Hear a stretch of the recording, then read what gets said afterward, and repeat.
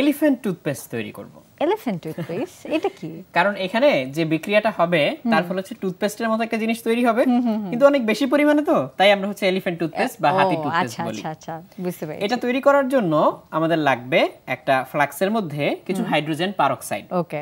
তো hydrogen peroxide আমরা হচ্ছে ফার্মেসিতে চাইলে কিনতে পাবো। এখানে অল্প একটু নেওয়া হয়েছে এবং একটু পানিতে গুলে ডাইলুট করে নেওয়া হয়েছে যাতে মাত্রাটা কম থাকে। মাত্রা বেশি হলে আবার অনেক বেশি বিক্রিয়া হয়ে যেতে পারে। তো এখানে হাইড্রোজেন পারঅক্সাইডের মধ্যে আমি একটু ডিশওয়াশিং লিকুইড দিয়ে নিচ্ছি, খুব সামান্য একটু ডিশওয়াশিং লিকুইড 2 ফোঁটা, বা আরেকটু বেশিও তুমি দিতে পারো, তুমি যত বেশি ফেনা চাও সেই অনুযায়ী। তো আমি এটাকে একটা কাঠি দিয়ে একটু গুলে নিচ্ছি, যে লম্বা একটা কাঠি নিলাম, এই কাঠি দিয়ে আমি এটাকে ভালো করে একটু গুলে নিলাম ডিশওয়াশিং লিকুইডটা। ঠিক আছে। তাহলে এর ভিতরে এখন কি আছে? হাইড্রোজেন পারঅক্সাইড আর তার সাথে আছে একটু ডিশওয়াশিং লিকুইড। এইবার আমি জিনিসটাকে আরো ইন্টারেস্টিং করার জন্য একটু ফুড কালার ইউজ করব। ওকে। তাহলে ফুড কালারটা দেখো আমি কিভাবে দিচ্ছি। একটা ড্রপারে করে আমি এই পাশে এই জিনিসটার গা বেয়ে এই যে 1 ফোঁটা দিয়ে দিলাম। আচ্ছা। এক পাশ গা বেয়ে কেন দিচ্ছি? যাতে পুরোটা জুড়ে জিনিসটা আস্তে আস্তে নামতে নামতে নিচের দিকে যায়। ওকে। এরপরে আমি এই কালারটা একটু পানিতে গুলে নিলাম, আমি এই ড্রপারটা একটু পরিষ্কার করে নিলাম। এইবার এখানে আরেকটা ফুড কালার নিচ্ছি আমি, এটা অন্য কালারের, গ্রিন। তাহলে এটা হচ্ছে আমি দেখতে পাচ্ছি গ্রিন।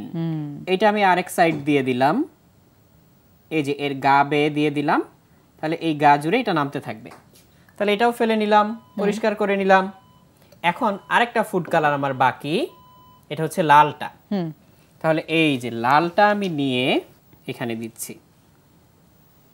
এইবার লালটা আমি আরেক পাশ দিয়ে দিলাম যাতে বিভিন্ন কালার তৈরি হয়। তাহলে এই যে লালটা আমি ওর গা বেয়ে একটু দিয়ে দিলাম, দিয়ে আমি এটাও পরিষ্কার করে নিচ্ছি। আচ্ছা। এখন আমাদের কালার টালার দেওয়ার কাজ শেষ। আমি ফুড কালার রেখে দিলাম এখানে, যেটার ক্যাপ সেটা লাগিয়ে আমি একপাশে যাতে ছড়াছড়ি না হয়ে যায়। হ্যাঁ, যাতে কোনোভাবে ছড়িয়ে না যায় জিনিসটা। আর এইবার আমার সামনে আরেকটা ছোট্ট বাটিতে তুমি কালচের মতো কিছু একটা দেখতে পাচ্ছ, তাই না? হ্যাঁ, এই জিনিসটা কি? এটা হচ্ছে পটাশিয়াম পারম্যাঙ্গানেট সলিউশন। তো পটাশিয়াম পারম্যাঙ্গানেট তো বেগুনি হওয়ার কথা, কালো কেন দেখা যাচ্ছে? কারণ অনেক বেশি গাঢ়, খুব ঘন একটা দ্রবণ। এখন তোমাকে আমি যেটা বলবো সেটা হচ্ছে আমি এটা ঢেলে দেওয়ার সাথে সাথে সরে যাবে। আচ্ছা। এটা ঢেলে দেওয়ার সাথে সাথে আমরা দুজন দূরে সরে যাব, কারণ এখান থেকে ফেনা বের হবে, তো সেটা যাতে আমাদের হাতে পায়ে লেগে না যায়। তো আমি এটাকে একটু পিছনে টেনে নিচ্ছি। তো আমি এটা ঢেলে দিয়েই সরে যাব, তুমি সরে যাবে। রেডি? রেডি। 1 2 3। দেখছো কি হচ্ছে? ও মাই গড! এবং এখান থেকে কন্টিনিউয়াসলি অনেকক্ষণ ধরে এরকম রঙিন ফেনা বের হতে থাকবে। কত রকমের কালার এখানে, অনেক রকম কালার হচ্ছে না? টুথপেস্টের মতো মনে হচ্ছে। ওয়াও! তবে বেগুনিটা একটু বেশি, কারণ পটাশিয়াম পারম্যাঙ্গানেটের কালারটা প্রচন্ড গাঢ় হয়। এত অ্যাগ্রেসিভলি রিঅ্যাক্ট করলো পটাশিয়াম পারম্যাঙ্গানেটের জন্য। তাহলে আমাদের অ্যাকচুয়াল রিঅ্যাকশনটা এখানে কি হয়েছে? এখানে যেটা রিঅ্যাকশন হয়েছে, হাইড্রোজেন পারঅক্সাইড যেটা ছিল তার মধ্যে প্রচুর অক্সিজেন থাকে, তারপর পটাশিয়াম পারম্যাঙ্গানেট এখানেও অক্সিজেন থাকে। ওরা যখন বিক্রিয়া করে প্রচুর পরিমাণ অক্সিজেন একসাথে এখান থেকে তৈরি হয়।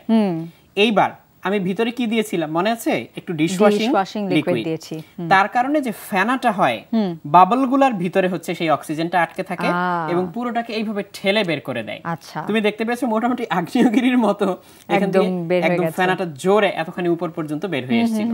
তো এই জন্য আমি বলেছিলাম যে আমাদের হাইড্রোজেন পারঅক্সাইডের সলিউশনটা একটু ডাইলুট হতে হবে, কারণ যদি বেশি ঘন সলিউশন দাও তাহলে চান্স আছে যে এই ফেনাটা ছাদ পর্যন্ত চলে যাবে। আর আমাদের তো খুবই কেয়ারফুলি এক্সপেরিমেন্ট করা লাগবে। আরেকটা জিনিস কি তুমি খেয়াল করেছো? এটা প্রথমে যে একদম গরম ধোঁয়া বের হচ্ছিল, তার কারণ এই রিঅ্যাকশনটা একটা এক্সোথার্মিক রিঅ্যাকশন। আচ্ছা। তুমি যদি এই পাশে আঙ্গুল দাও তাহলে আমার কথার সত্যতা টের পাবে। হিট রিলিজ করছে। গ্লাসটা গরম না, এইজন্য গ্লাসটা আমি পানিতে বসিয়ে রেখেছিলাম যাতে অতিরিক্ত গরম না হয়ে যায়, কারণ ফেটেও যেতে পারে। আর গ্লাস যদি ফেটে যায় বিভিন্ন রকম দুর্ঘটনা কিন্তু কারো চোখে লেগে যেতে পারে, কেটে যেতে পারে যে কোনো টাইমে। তাহলে এই জন্য এই পরীক্ষাটা আমরা করলে খুব সাবধানতার সাথে করব। কেমন লাগলো এই এক্সপেরিমেন্ট? আমার এক্সপেরিমেন্টে খুবই মজা লাগলো। আর আমি তো এক্সপেক্ট করিনি যে তুমি যে ফার্স্টে বললে এলিফ্যান্ট টুথপেস্ট, এখন আমি বুঝলাম যে এটা দেখতে কিন্তু বলতে গেলে টুথপেস্টের মতো। হ্যাঁ, টুথপেস্টের ফেনার মতো একদম। রিঅ্যাকশনটা অনেক এগ্রেসিভ হলেও কিন্তু অনেক সুন্দর একটা রিঅ্যাকশন। তবে বাসায় যদি কেউ অ্যাটেম্প্ট করে এই জিনিসটা নিয়ে অনেক কেয়ারফুলি অ্যাটেম্প্ট করা লাগবে।